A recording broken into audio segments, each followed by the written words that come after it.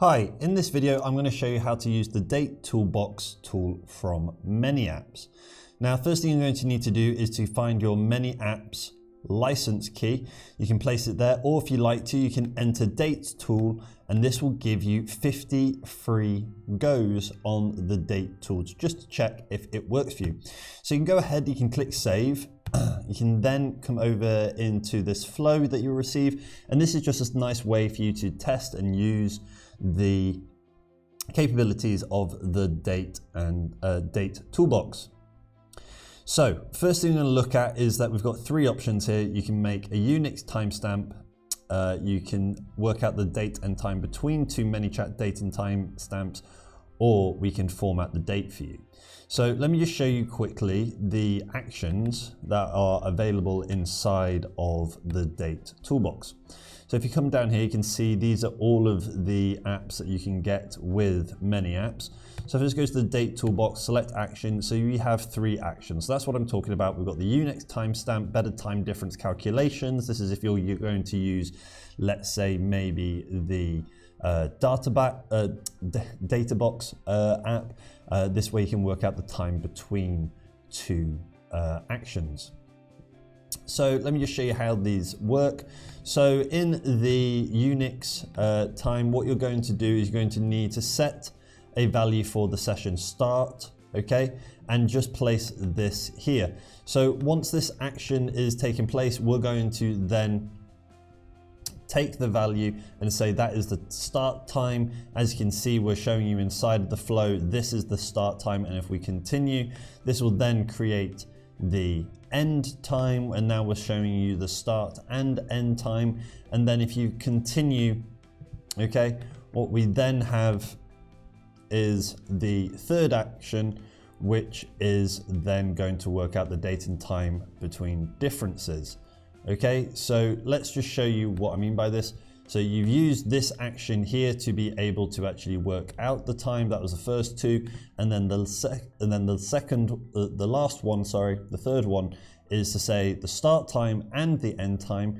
I would like to work this out in seconds, minutes, hours, days, or weeks, and then it will give the value of this to the session difference just here. Okay, so you can then see the difference in a UNIX timestamp. Now, the third action that we've got is very much the same. Okay, this is to work out the date and time with ManyChat. All we're doing here is we're not even using the app. All we're doing is saving the date and time of when that action was taken place. Okay, so we can see we've got the start time, we've got the end time, and then we're using the exact same action here, which is to calculate the difference between two times. Only this time, we didn't need to create a UNIX format. We just used the format that ManyChat gives us to utilize. So very simple. And then the final action that we have is to format the date and time.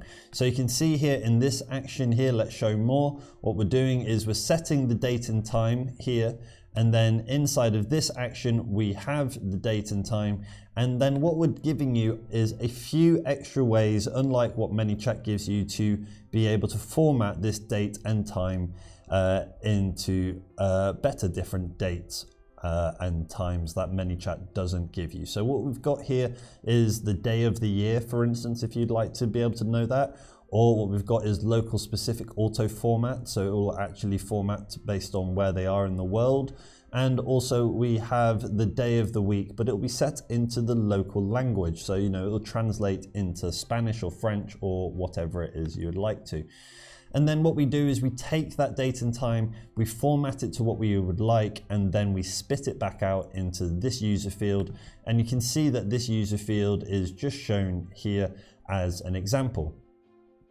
So there you have it. We have our three different actions that I showed you. The UNIX timestamp, where we set the value in UNIX format. We've then got the calculate between starting and end point.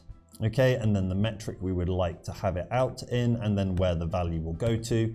And then we have the format date and time, which is select the date and time value, select the format that you would like it to come out as, and then select where you would like it to then populate. So I hope you found this tutorial useful, helpful in every kind of way. If you do have any other suggestions for the date toolbox, please let us know. We're always happy to do updates.